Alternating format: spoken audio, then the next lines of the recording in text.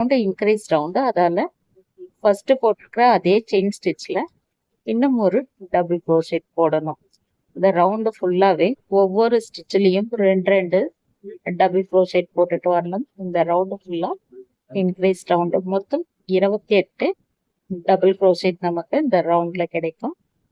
28 double crochet போட்டு முடித்த பிறகு ஃபஸ்ட்டு போட்டிருக்கிற 3 செயின் ஸ்டிச்சில் 3வது செயின் ஸ்டிச் உள்ள ஒரு ஸ்லிப் ஸ்டிச் போட்டு செகண்ட் ரவுண்ட் கம்ப்ளீட் ஆன பிறகு தேர்ட் ரவுண்ட் ஸ்டார்ட் பண்ணுறதுக்காக 3 செயின் ஸ்டிச் போடணும்.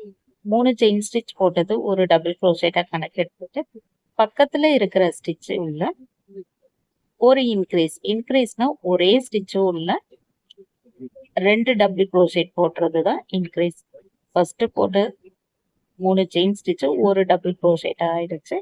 அடுத்த ஸ்டிச்சில் தான் இன்க்ரீஸ் போடணும். இப்போ இன்க்ரீஸ் நம்ம போட்டு முடிச்சிட்டோம். அதுக்கு அடுத்த ஸ்டிச்சில் ஒரு டபுள் க்ரோஷெட். இந்த ரவுண்டு ஃபுல்லாக எப்படி போடணும்?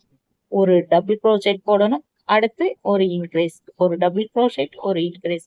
இதையே இந்த ரவுண்டு ஃபுல்லாக கம்ப்ளீட் பண்ணிட்டு ஃபஸ்ட்டு போட்டிருக்கிற 3 செயின் ஸ்டிச் உள்ள 3வது செயின் ஸ்டிச்சில் ஒரு ஸ்லிப் ஸ்டிச் போட்டது தேர்ட் ரவுண்ட் கம்ப்ளீட் ஆன பிறகு ஃபோர்த் ரவுண்டு ஸ்டார்ட் பண்ணுறதுக்காக 3 செயின் ஸ்டிச் போடணும்.